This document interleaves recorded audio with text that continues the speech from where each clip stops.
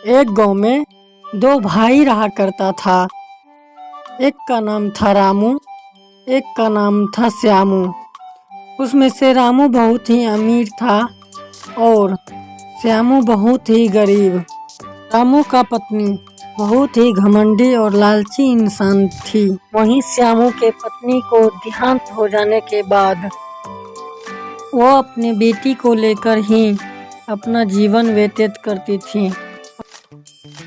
रामू के पास कोई भी औलाद ही नहीं था। फिर एक दिन रामू ने बोला, काश मेरे पास भी एक भी औलाद होता। भगवान ने तो मुझे सारा कुछ दे दिया है और उसे संभालने वाला एक भी औलाद नहीं दिया।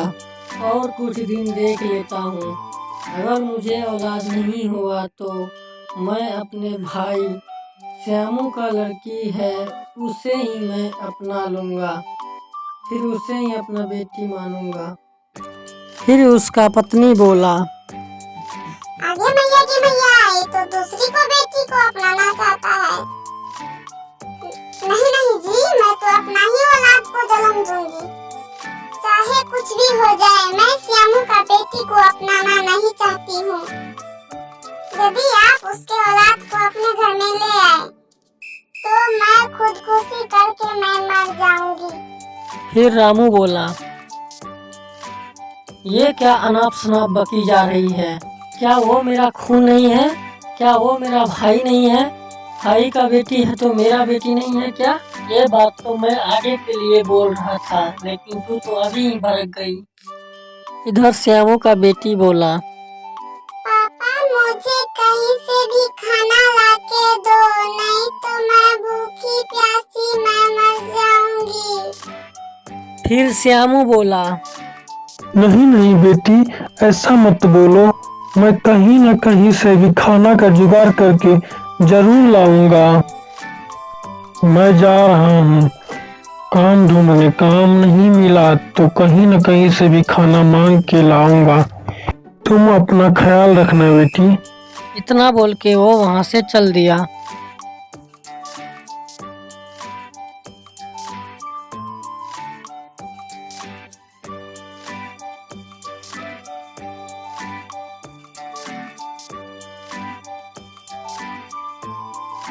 काम तो कहीं पे भी मिल नहीं रहा है, क्या करूं? खाना भी नहीं है घर में। फिर वो थोड़ी देर बैठ करके सोचने लगा। क्या करूं क्या नहीं।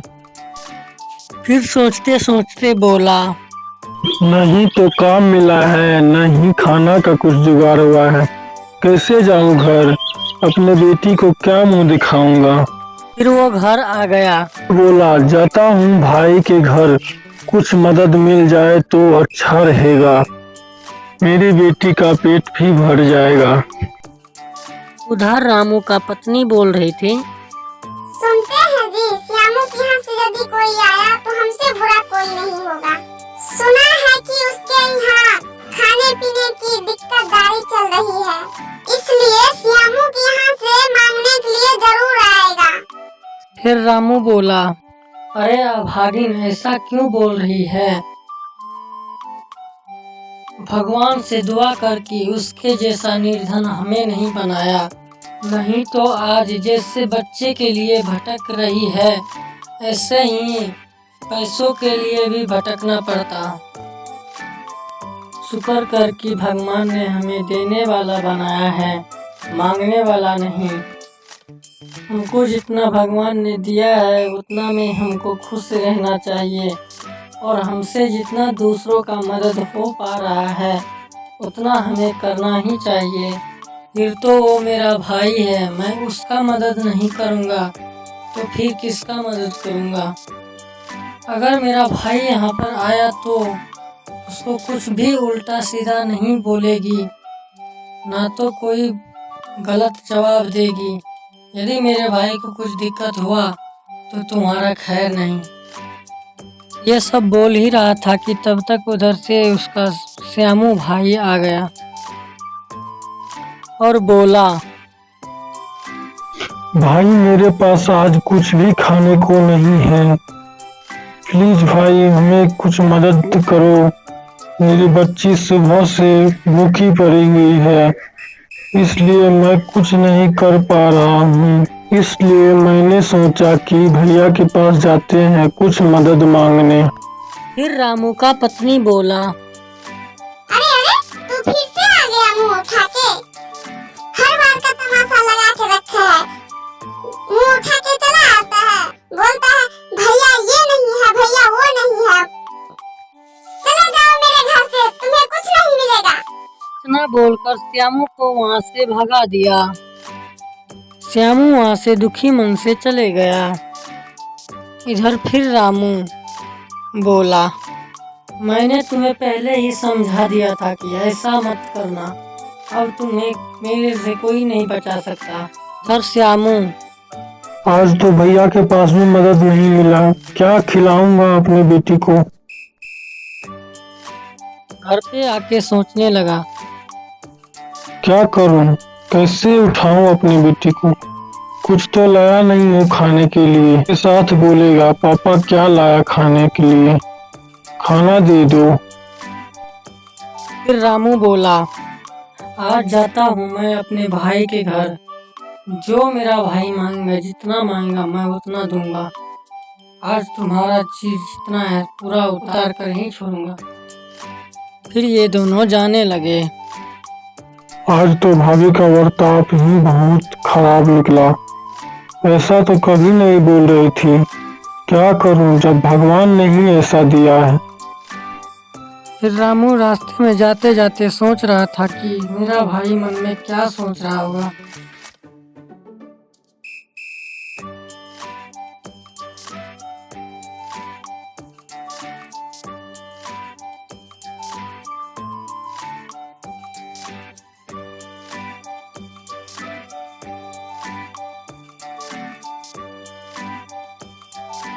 माफ कर दो भाभी मुझे, मैंने आपके यहाँ गया पर मैंने आपके यहाँ से कुछ भी नहीं लाया हूँ। प्लीज भाभी मुझे माफ कर दो। नहीं नहीं देवर जी, माफी तो मैं आपसे मांगने के लिए आई हूँ। कृपया मुझे माफ कर दे, फिर दोबारा ऐसा नहीं बोलूंगी मैं। धन को मैं देखकर अंधी हो गई थी, इसीलिए मैं ऐसा आपको बोला। मुझे माफ कर दो। फिर रामू बोला, हाँ श्यामू भाई, इसे माफ कर दो। मेरे ही कारण से इसने ऐसा बोला। पहले से इसे समझा के रखता तो आज तुम्हें इतना बेइज्जती होना नहीं पड़ता। और ये तेरा भाभी भी सही बोल रही है, इसे माफ कर दो प्लीज भाई। चलो मैं तुम्हें एक अपना नया घर देता हूँ और तुम उसी में आज से रहना, खाना पीना सब चीज तेरा फ्री रहेगा। और कोई भी चीज का दिक्कत हो तो तुम मुझे एक बार संपर्क कर लेना। इतना बोलकर वे सब वहां से नया घर के ओर निकल पड़े। रामू बोला, आज से ये घर तेरा हुआ। ये घर मैं अपनी औलाद के लिए बनवाया था, लेकिन मुझे तो कोई औलाद है नहीं। अब तुम इससे अपना घर मानो और तुम ही दोनों इस घर में रहोगे। कोई भी दिक्कत हुआ तो तुम मुझे बुला लेना। श्यामू बोला, ठीक है भैया, मैं तो कभी सोचा भी नहीं था कि आप मुझे इतना बड़ा सरप्राइज दोगे। ये तो मेरे लिए सरप्राइज ही है। मैं तो कभी भी ऐसा मकान नहीं बना पाता, लेकिन आपकी वजह से आज मैं इस मकान में रह पाऊंगा। इतना बोलकर वे दोनों वहां से अपने घर को चल पड़े।